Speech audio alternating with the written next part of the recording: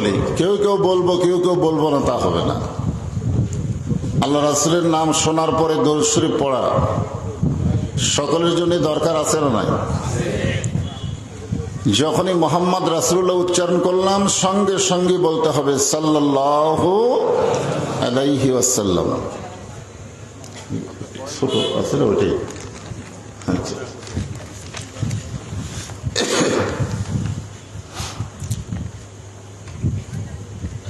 ইসাতুল্লাহ হাফিজি মাদ্রাসা, বেসরকারি এতিমখানা ইল্লা বোর্ডিং, মাদনগর বাজার, ইমামবাড়ি ঈদগাহ ময়দান। আজকের এই মাহফিল আল্লাহ তাআলা যিনাকে সম্মানিত সভাপতির আসনে কবুল করেছেন, আলহাজ মোহাম্মদ হাবিবুর রহমান হাবিব, আজকের এই মাহফিলের সম্মানিত সভাপতিকে অন্তরের অন্তঃস্থল থেকে আমি শুভেচ্ছা জ্ঞাপন করছি। সম্মানিত সহসভাপতিবৃন্দ, সকলকে অন্তরের অন্তঃস্থল থেকে শুভেচ্ছা জ্ঞাপন করছি। আজকের এই মাহফিলের সম্মানিত প্রধান অতিথি জনাব আলহাজ শফিকুল ইসলাম শিমন এমপি সাহেব, আজকের মাহফিলের সম্মানিত বিশেষ অতিথিবৃন্দ, সকলকে অন্তরের অন্তঃস্থল থেকে আমি শুভেচ্ছা জ্ঞাপন করছি। সম্মানিত ওলামায়ে কেরাম, আপনাদের মাঝে মাঝে যে সমস্ত আলেম ওলামা বসে আছেন, মঞ্চে আছেন, মাগরিবের নামাজের পর থেকে এত রাত পর্যন্ত কোরআন হাদিসের আলোকে অত্যন্ত গুরুত্বপূর্ণ আলোচনা করে আপনাদেরকে শোনালেন।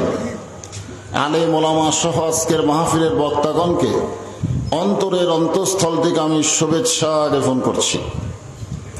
আমার সামনে যারা বসে আছেন, যিনাদেরকে আল্লাহ দয়া করে রহম করে এত রাত পর্যন্ত এই জান্নাতের বাগানে বসে থাকার তৌফিক দান করেছেন, আমি আমার অন্তরের অন্তঃস্থল থেকে আপনাদেরকে শুভেচ্ছা জ্ঞাপন করছি। সম্মানিত মা বোনেরা, পর্দার অন্তরালে বসে বসে যারা আলোচনা শুনতেছেন তাদেরকে শ্রদ্ধা জ্ঞাপন করে ঈদুল ফিতরের পরের দিনে এই মুহূর্তে জানতে চাচ্ছি আপনারা সকলে কেমন আছেন? আলহামদুলিল্লাহি রাব্বিল আলামিন। যে আল্লাহ শারীরিক সুস্থতা দান করে মানসিক প্রশান্তি লাভের জন্য আজকের এই জান্নাতের বাগানে কবুল করেছেন, আমরা সে আল্লাহর উপরে খুশি না বেজার? তাহলে জবান খুলে সমস্বরে সকলে বলবো রব্বানা লাকাল হামদ হামদান কাসীরান তাইয়িবান মুবারাকান ফিহি। আমরা প্রশংসা করলাম কার? এমনি এমনি। আমরা যদি কোনো বক্তার প্রশংসা করি সে বক্তার দাওয়াত বেশি হয়। আমরা যদি কোনো নেতার প্রশংসা করি নেতা ইলেকশনে ভোট বেশি পায়।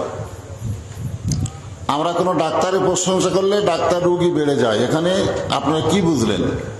আমরা যার প্রশংসা করলাম তারই লাভ হলো, কিন্তু আমরা যারা প্রশংসা করলাম আমাদের কোনো লাভ নাই। কেবলমাত্র আল্লাহর প্রশংসা করলে আল্লাহর কোনো লাভ নাই, বরং যারা প্রশংসা করলো তাদের প্রতি আল্লাহ এত খুশি হলো যে আসমান এবং জমিনের ফাঁকা জায়গাটা আল্লাহ নেকি দিয়ে পরিপূর্ণ করে দিল। এই যে সুবহানাল্লাহ বললেন, বলার সঙ্গে সঙ্গে আপনারা বসে আছেন মাদনগর ঈদগাহ মাঠে, আর আপনাদের নামে আল্লাহ তাআলা জান্নাতের বাগানে একটা গাছ রোপণ করে দিল।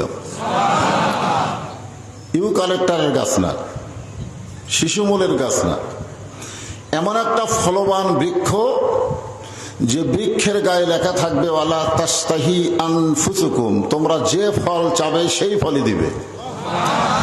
যে গাছের ছায়া অতিক্রম করতে একটা তেজস্বী ঘোড়া দৌড়াইলে 500 বছর সময় লাগবে। সবাই বললেন না? যতবার বলবেন ততবারই একটা করে গাছ রোপণ হবে। মনে করেন কোন কারণে আমাদেরকে আল্লাহ যদি জান্নাত না দেয়, আল্লাহ তো দিবেই, এটা একটা বোঝানোর জন্য বলতেছি, মনে করেন যদি না দেয়, আমাদের এই সুবহানাল্লাহ গাছগুলো জান্নাতের বাগানে হাওমা করে কান্না শুরু করে দিবে। আল্লাহ বলবে, গাছগুলো কাঁদতেছো কেন? বলে, যাদের জন্য আমাদেরকে জান্নাতে রাগাইলেন তারাই তো জাহান্নামে যাচ্ছে, তাহলে আমরা কার আশায় জান্নাতে বাগানে থাকবো?